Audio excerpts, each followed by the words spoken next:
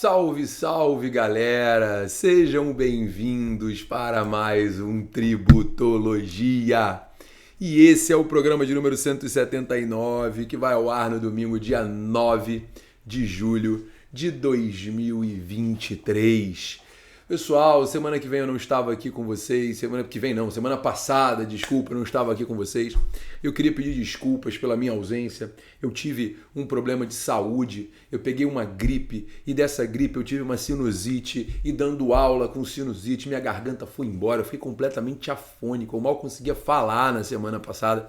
E se você prestar bem atenção, minha voz ainda não tá legal. Ela tá devagar, mas efetivamente a gente vai conseguir fazer o Tributologia. Eu confesso que eu tava morrendo de saudade de vocês.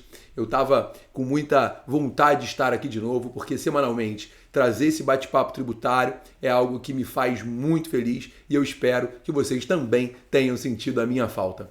Pessoal, eu queria dizer, antes de começar o Tributologia de hoje, que eu fiz uma live essa semana para tratar do texto da reforma tributária aprovado na Câmara. A live está disponível no meu canal do YouTube. Então, se você quiser entender quais são os pontos principais da reforma tributária, corre no meu canal do YouTube e efetivamente assista o vídeo, porque lá eu abordo todas as principais alterações da reforma tributária, tá? Só ir lá no meu canal do YouTube, clicar lá nos vídeos ao vivo e você vai encontrar esse vídeo sobre a reforma. E também no meu Instagram, também está disponível o vídeo no meu Instagram, @GabiQuintanilha. Pode ir lá no meu Instagram que você também vai encontrar os comentários sobre a reforma tributária. Bom, dito isso, senhoras e senhores, dá o seu like no vídeo, curta, compartilhe, porque hoje nós vamos falar do texto aprovado na Câmara. Sobre reforma tributária? Não, é que direito tributário está muito movimentado no Brasil ultimamente, né? Vamos falar do texto aprovado acerca do voto de qualidade no CARF. E aí, o que aconteceu afinal de contas, hein? No dia 6, a Câmara aprova a reforma tributária, no dia 7, a Câmara aprova o texto do PL 2384 de 2023, que devolve o voto de qualidade à Receita Federal no Conselho Administrativo de Recursos Fiscais. Mas veja, não foi de todo ruim essa devolução, não.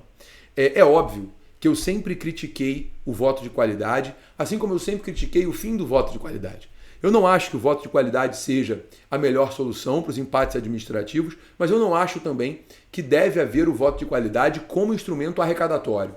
O voto de qualidade não deve funcionar como instrumento arrecadatório, deve funcionar como equilíbrio de forças. Veja, trata-se de um órgão administrativo, organizado pela Receita Federal, para que o contribuinte possa se defender. Não é um órgão que deve ser isento, não esperamos isso do CARF. Agora, usar o voto de qualidade como instrumento de arrecadação é ruim. Você tira a essência do CARF, que é um órgão administrativo de debate tributário. Mas, de toda sorte, nós tivemos um movimento favorável nessa votação. Esse texto foi aprovado na Câmara, o voto de qualidade ele volta, mas, claro, em caso de empate, né, para desempate nas câmaras do CARF, porém, o texto aprovado derrubou as multas e os juros cobrados do contribuinte e cancelou as representações fiscais para fins penais, desde que o contribuinte faça o pagamento do tributo em até 90 dias. Lembrando que o pagamento pode até ser feito em 12 parcelas, usando o prejuízo fiscal acumulado na empresa e a base negativa da CSLL, da Contribuição Social sobre o Lucro Líquido. Então veja, o contribuinte não sai perdendo. Você tem uma relação que é relativamente interessante. Porque, veja, você sofreu um auto de infração, teve lá a multa, teve representação fiscal para fins penais, chegou no CARF, que é um órgão técnico, você discute aquela multa, você discute aquele auto de infração e há uma dúvida, há um empate. Essa dúvida vai ser decidida pelo voto de qualidade, que não necessariamente vai ser favorável à Receita, teoricamente. Se esse voto for favorável à Receita, quer dizer que a Receita ganhou. Mas espera aí, se houve dúvida, é justo que você tenha a possibilidade de parcelamento daquela dívida, porque a dúvida existiu. É justo que haja o cancelamento da representação fiscal para fins penais, porque não há crime se há dúvida. Esse é um ponto relevantíssimo. Indúbio pro réu. Eu nunca entendi uma situação dessas. Se há um empate, há dúvida, indúbio pro réu. Não tem que ter representação fiscal para fins penais. Não tem que ter multa. Não tem que ter multa. Porque tem dúvida. A punição tem que morrer. E além disso, óbvio, os juros também têm que morrer, né? Porque os juros não podem ser cobrados, não torpe beneficia da própria torpeza. Se o CARF demora para julgar, o CARF julga e aplica juros porque o CARF demorou para julgar, realmente nós temos algo de errado que não está certo. Portanto, o texto aprovado no PL 2384 é um texto que ele busca o meio termo. Ele busca o meio termo, né? Havia ali um dispositivo, né, que previa um programa de parcelamento de dívida em 60 meses, com redução de 100% dos juros e tal. Isso foi retirado do texto pela Câmara, porque mais parecia um refis, né? Mais parecia um refis. Acho que foi razoável também, enfim, senão você foge do objetivo da lei, né? Vira aquele jabutizão que os caras botam e sai passando de qualquer forma. Então, assim, também temos uma alteração de multas, né? A multa qualificada, que é aplicada quando existe fraude, quando existe sonegação, ela deixa de ser de 150% e passa a ser de 100%. Né? Podendo atingir 150% se houver reincidência. Só que aí tem uma discussão já com relação ao texto que está mal feito. Né? Se houver reincidência, pode haver uma multa de 150%. Mas isso conflita com o próprio texto do projeto de lei. Porque o próprio texto do projeto de lei prevê que não haverá multa acima de 100%. Então, não há multa acima de 100%, mas pode ser de 150%. Tem um conflito que precisa ser melhorado pelas casas legislativas. Né? Então, efetivamente, você tem um artigo 14 do PL que manda cancelar todas as multas acima de 100%. Você tem um outro dispositivo que prevê que a multa pode chegar a 150%. Aí você tem um conflito relevante que deve ser ainda melhorado nas casas legislativas. Tá? Esse cancelamento de multa, gente, ele tem que ser efetivado pela PGFN, tá?